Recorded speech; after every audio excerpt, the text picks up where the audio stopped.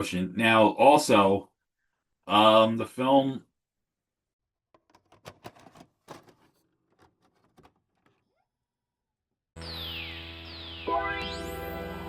Welcome to the Video Store Geek podcast, where your friendly neighborhood world film geek Albert Valentine talks about films made and released during the golden age of the VHS era.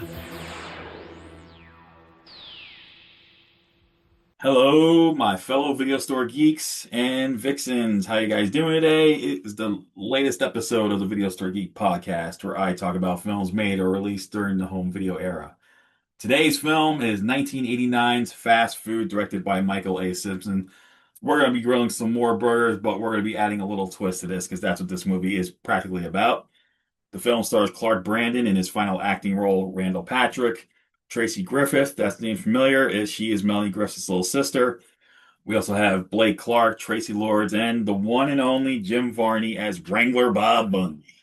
And yeah, I think during this episode, I'm gonna try to do my best to emulate Varney's legendary voice because he had such a distinct voice, and I was such a huge fan of his since Ernest Goes to Camp. So we're just gonna get right into this film, give you some little trivia, and give you a final rating on this film. So we're gonna get right into the film right now. The film starts at Hopkins University, where we see best friends Augie Hamilton and Drew Taylor having a casino night in their dorm room in their fraternity Kappa Kappa. Drew is the more level-headed um, of the duo, where Augie is the complete playboy, where it's so bad with him that he has pictures of his conquests up on the ceiling. So when he brings his latest conquest in, she notices a picture of her sister as one of them, and she realized who Augie is. Augie Hamilton is the most vile. I can't even describe him because he's that much of a scumbag in the beginning of this movie. So of course this is going to be a redemption arc for Augie. It's total opposite of Russell and Hamburger the Motion Picture. Russell doesn't get why all these women fawn over him. But what happens is the girl that he's courting is the younger daughter of the dean of students. So as a result, Augie and Drew are kicked out of the school basically. Drew has a cousin named Samantha, played by Tracy Griffith, who runs a rundown gas station that belonged to her dad. Her dad passed away, and she's kind of doesn't want to live her life as a gas station attendant or a gas station owner. So she is contemplating selling the land to Wrangler Bob Bundy, played by Jim Varney. You might hear me say that a lot during this because he just does it so well. If you've seen Jim Varney's works prior to his passing in 2000, you'll know exactly what I'm talking about.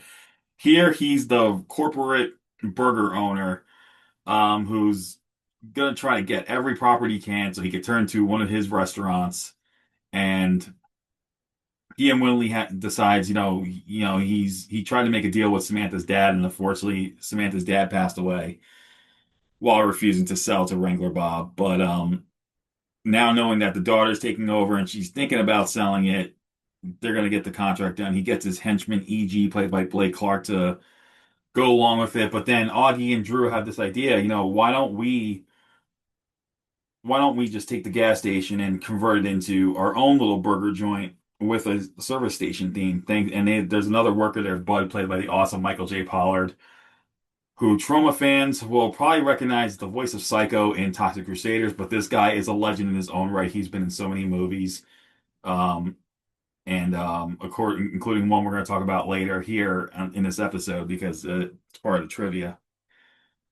So the day they decide to open Pop's Burger Station in honor of Samantha's father, no one shows up because when Wrangler Bob finds out that they're going to decide to open their own burger joint, he decides to hire a live band just for the bullshit reason that he's, threatened by the competition.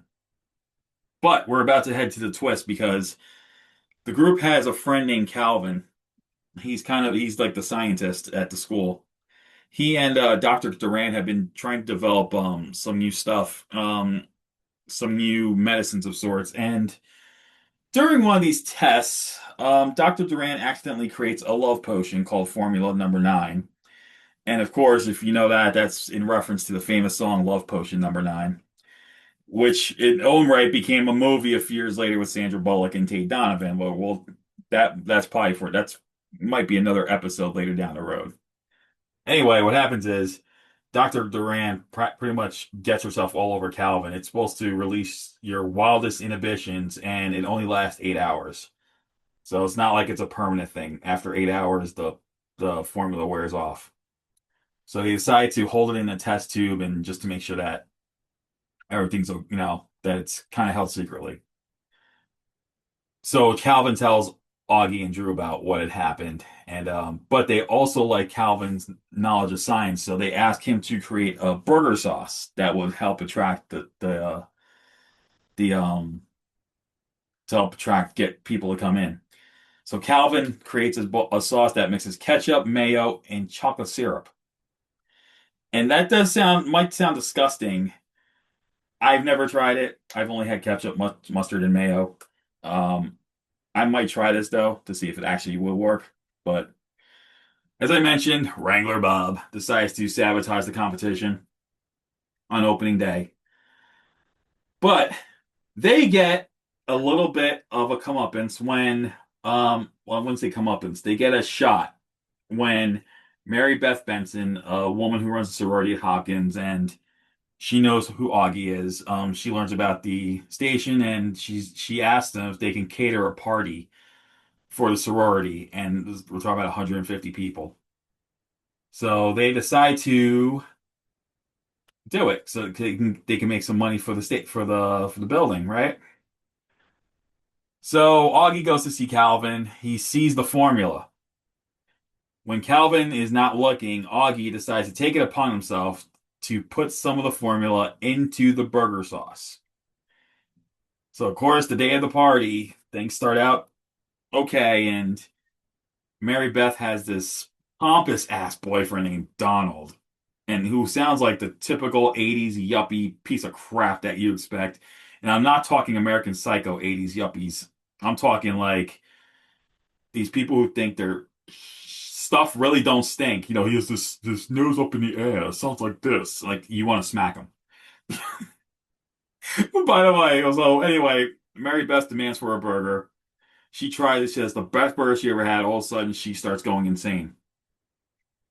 So all of a sudden, the band takes a break. The band performing at this party takes a break, and they try the burgers. Everyone's trying the burgers. Next thing you know, it becomes a full-on rock concert.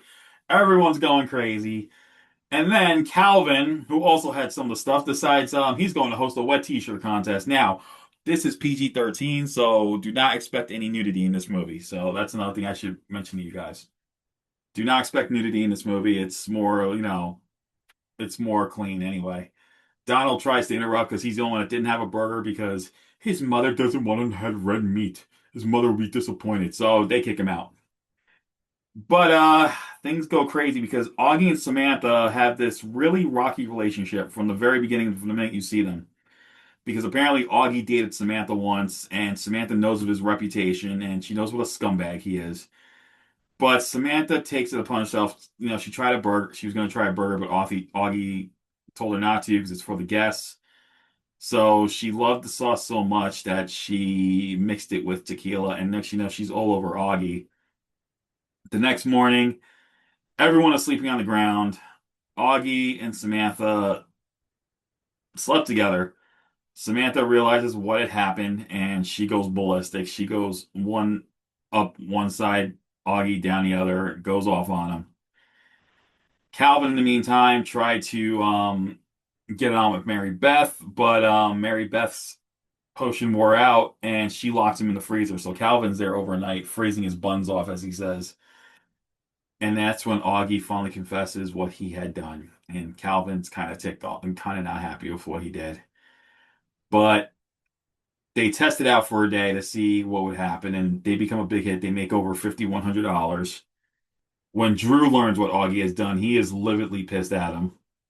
He goes, "How could you do that? You don't drug the public." So, meanwhile, Wrangler Bob is getting really ticked off because the competition is starting to heat up, and he's getting jealous. So he resorts to planning a spy played by Tracy Lords, who just happens to be his mistress as well, because he calls her Pookie, but her name is Dixie. So Dixie comes in to apply for a job at Pop's Burger Station, and she tries the sauce, and of course that night, trying to find the sauce, she finds it. She goes wild, and Augie tries to stop her, and he gets busted by Samantha. So Samantha finally loses her shit again, and yeah, so that's what happens. And then when Wrangler Bob realizes what happened, he's gonna go to all lengths to make sure that Pop's Burger Station is closed down, and they're prosecuted because they believe that everything is this is pretty much drugging the people, and is mood altering drugs, and so the FDA busts them, and then it ends up in a courthouse. And of course, if you've seen one of these type of movies, you know it's bound to happen. And but it does end hilariously. I absolutely love this movie. I watched this the first time I saw it. I was like 11 years old, and I already knew about the teen comedies. I grew up watching teen comedies since I was like 6 or 7, so it was more of a tame. It's a more one of the more tamer teen comedies, if you will, from the 80s. It's like I said, it was rated PG-13. Jim Varney is freaking hilarious in this. He's the overacted corporate owner who thinks I'm going to get what I want. I always gotten what I want since I was a kid, stuff like that. And then I sound more like Clark, who plays E.G., his henchman, well, what if she doesn't sign, stuff like that. So you got a lot of that. And then you got an appearance by Kevin McCarthy as the judge. That alone is worth it, because he goes up one side of everyone down the other, telling him to sit down and shut up. And this is right around the time that I think it was right before his villainous role in UHF. But yeah, this was a fun movie. If you, I saw this on YouTube. Someone uploaded free with ads, so just don't say anything. But I always wanted to get a physical copy of this film. But there's a few little trivia bits here. As mentioned, the film was directed by Michael A. Simpson. If that name is very familiar, it's also produced by it was produced by Fry's Entertainment, and it was under Michael Simpson's Double Helix Films. Now, if that film company is pretty familiar, 1988 they got the license to Sleepaway Camp from Robert Hiltzik, because he said that he licensed them to Double Helix Films. And they made these back-to-back sequels: Sleepaway Camp 2, Sleepaway Camp 3. The 3 is called Teenage Wasteland, if I remember right. And both of them starred Pamela Springsteen as Angela, and they changed the story where Angela, after the first film, underwent underwent a sex change, became a full woman, but still had the homicidal tendency she did. Well, this was made around the time that Sleepaway Camp 3 was released, because the same time they must have done this and Sleepaway Camp 3 back to back, because 3 actors from Sleepaway Camp 3 are in fast food. There's Pamela Springsteen, who plays Mary Beth Benson, the woman who hires them to cater her sorority party. Michael J. Pollard, who played the camp owner in Sleepaway Camp 3, plays Bud. He's one of the good guys here. He's the cohort to Samantha, like the best buddy. He's like the older worker, but he's kind of like, he's cool. He's cool with everything until learning the truth, and he's on, of course, the side he's on. And finally, there's Tracy Griffith. She was the final girl in Sleepaway Camp 3, and here she is playing Samantha, and she's a badass in this. Like, she's the type of woman you don't FAFO around, because Samantha's that she has that mentality. But it also should be mentioned that this film was the final acting credit for Clark Brandon. I believe he was a producer on this as well. But Clark Brandon, you might have seen him in films like My Tutor. He's done some TV work in the 70s. He went on to direct a couple films in the 90s, including Skeeter, which happens to star Tracy Griffith, and Michael J. Pollard. They're in the film Skeeter. I think Michael J. Pollard was in Skeeter, but anyway, but he went on to direct 3 films in the 90s before calling it a day with his with his film career. And last heard, he was the dean of students at a college in California around the 2010s. So I don't know what he's doing these days. I don't know if he's still doing that. So there's a little bit of trivia there. Now, for you Disney fans, there is going to be a major trivia here because we have both Slinky dogs in this film, and they're allies in this. So as you all probably know, Jim Varney took on the role of Slinky Dog in the first two Toy Story films. And of course, he plays here. He's Wrangler Bob Bundy. He's our antagonist of this film. I'm not gonna say a villain. You know, he's an antagonist, but he's a funny one. Now, as you all know, Jim Varney, God rest his soul, he passed away in the year 2000. When Toy Story 3 came, Blake Clark, who here in this movie plays E.G., Wrangler Bob's henchman, took the role of Slinky Dog over for the remainder of for the rest of the franchise. So yeah, we have both Slinky Dogs in the same movie together in this film. So that's one of notion. Now also, the film one of the film's posters has Tracy Lords predominantly on it, and at that time she's just started to get her feet wet in the mainstream cinema after her notorious underage world of adult films. But here she's just starting, you know, she's pretty good in this. She brings a little bit of that sensuality in the role of Dixie, but you can kind of see like she was really starting to get her footing in the ground when it comes to mainstream. And of course, she went on to have an amazing career. Crybaby is still one of the best films she's ever done. And she in 2001 she did a Hong Kong film, Black Mass 2, which was released in 2003 in Hong Kong, but we got it in 2002, like at the very tail end of that year, where she played the pro wrestler Chameleon, who, thanks to some animal DNA, has the powers of a chameleon, and she fights Black Mask in the film. So there's that. And yeah, that's all the trivia for this film, basically. And so it's time to give my final rating on this film. So this is easily a B plus because he's well, yeah, I say a B plus because you know, like I said, I'm a huge fan of Jim Varney. This was a fun movie that's pretty much Hamburger, the motion picture, if tamer, if it was PG-13, meets a bit of Love Potion #9, which we got a few years later. And I like that they called it Formula #9 because some people might not grasp that famous song, Love Potion #9. But we get that movie a few years later, and I will cover that sometime this year on the podcast. But yeah, that's gonna be it. I'm gonna give Fast Food a B plus. Check it out. If you have a physical media copy, VHS, I believe it's only on. I don't know if it's on. I don't know if it ever had DVD or Blu-ray. But if you have the VHS, pop it in once in a while. It's tons of fun. It's a lot, especially when you see Calvin hitting on getting trying to get out with Mary Beth, and she decides to play with him, and she runs into this house, and when Calvin comes in, all of a sudden he just turns like Dracula, and that was one of the funniest scenes in the film. He's like, "Mary Beth, I'm coming for you." I'm like, where did that come from? So yeah, definitely watch Fast Food. It's a really fun movie. I think it's highly underrated. Um, Not that many people probably saw it. But if you haven't seen it, I would definitely say check it out at least once.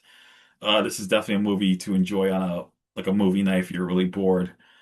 Just and see it for Jim Varney, seriously, because he's really funny. As a matter of fact, he takes over like the end credits in his character shooting these like failed commercials and as the character, and it's pretty funny. Just see the level of the impact that Jim Varney made on this industry. And God, man, I miss him to this day.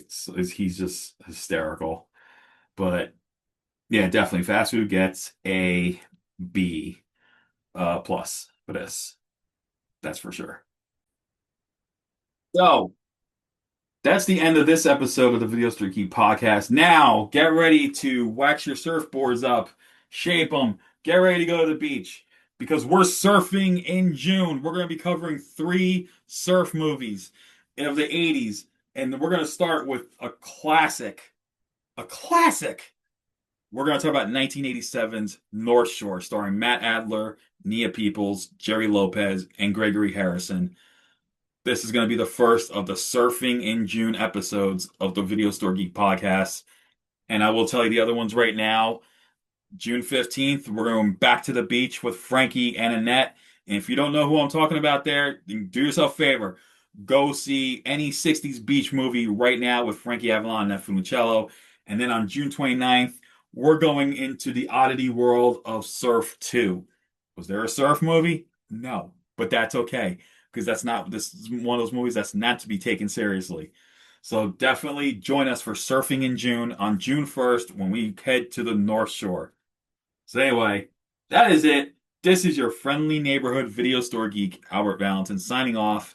And all I'm going to say is this: be kind, rewind, grill those burgers, shape those surfboards, and stay awesome.